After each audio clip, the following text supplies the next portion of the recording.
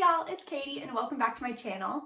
Today we're going to dive into the big question, can cardio kill your gains? We'll look at this potential myth's origin, whether it's true or false, and if cardio and building muscle can actually coexist. So here we go.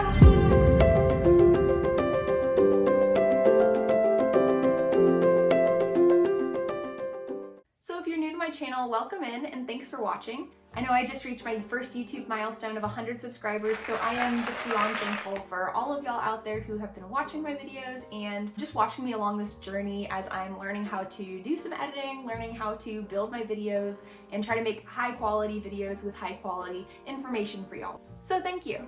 And to keep providing relevant info for all of y'all, I wanted to make sure I was hitting on some key topics, especially right now in the fitness industry. There's a lot of misconceptions and a lot of BS out there on the market. I thought this series would be a great way to identify some of those myths and debunk them, or to identify where the truth actually lies and how we can apply that to our fitness routine. So welcome to Fitness Myths. The first myth we'll be addressing is a big topic and it's a big stereotype, especially in the weightlifting communities. Can cardio actually kill your gains? So first off, we're going to look at the origin of this myth and where it came from in science. Past research has shown that concurrent training can result in stunted muscle hypertrophy. Concurrent training means training with both weights and cardio within the same program, whereas hypertrophy means the growth in muscle fiber size. And this is called the interference effect. So cutting right to the chase, is this actually a myth? Well, yes, but no.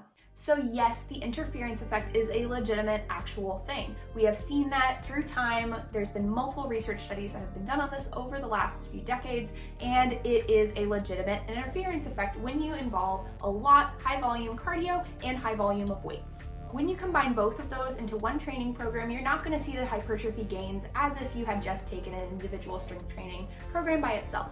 However, there has been a lot of research come out in the last 10 years that has shown us that we can still do cardio without it impacting our hypertrophy too much. And actually, concurrent training can help improve recovery between sets and increase the intensity levels we can reach while lifting. In our training, we can reduce this interference effect in 3 ways. We have timing, intensity and type, and recovery. Hi, Tanders. You want up? Yeah. Come sit down. You want to teach? You want to talk about gains? Do you have a lot of muscles? He says no. No muscles. Hey, Butch. Sweet boy. So if you're working on muscle hypertrophy and still want to do cardio, try these 3 things. Number 1 is timing. Make sure you order your workouts correctly. So if your goal is muscle hypertrophy, that means you should put the weights first and do cardio after. This means that you'll have more energy available to the muscles, which means that you'll have better form and a better lift overall, which supports muscle growth. Or for longer cardio sessions, we'll separate out the weight training and the cardio to separate sessions. This basically applies if our cardio is over 30 minutes or so. So an example of this is to do your weights in the morning and then wait till the afternoon or evening to do your cardio, because we want our muscles to be able to rest at least 6 to 24 hours between those workouts.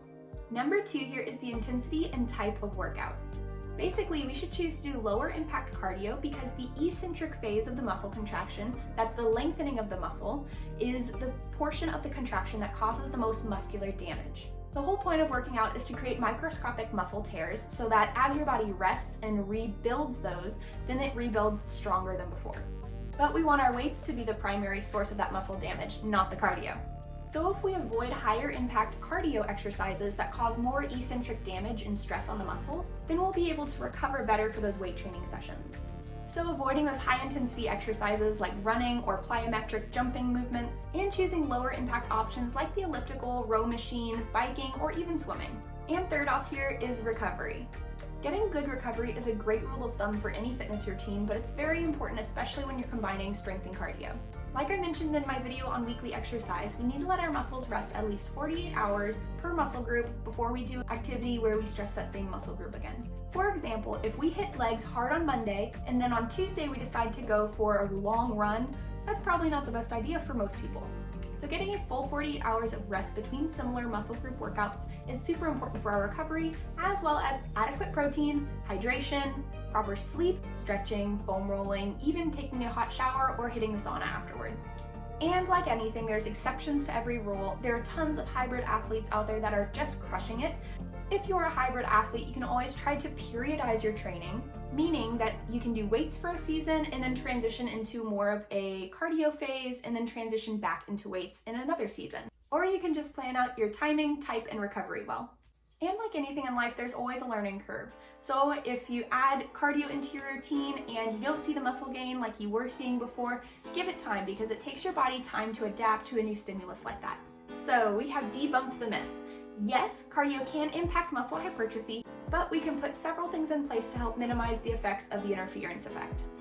And for most people who are just trying to improve health, move better, and feel stronger, the good news is you don't have to worry about this too much. As long as you do the exercise you enjoy and be consistent, you'll see progress over time. So what fitness myth should I debunk next? Go ahead and let me know in the comments below. And if you learned something, go ahead and like or subscribe. And Tander wanted to say hello again. Say hi. You want to do the sign off? You want to do the sign off? Stay healthy. We'll see you later. Bye.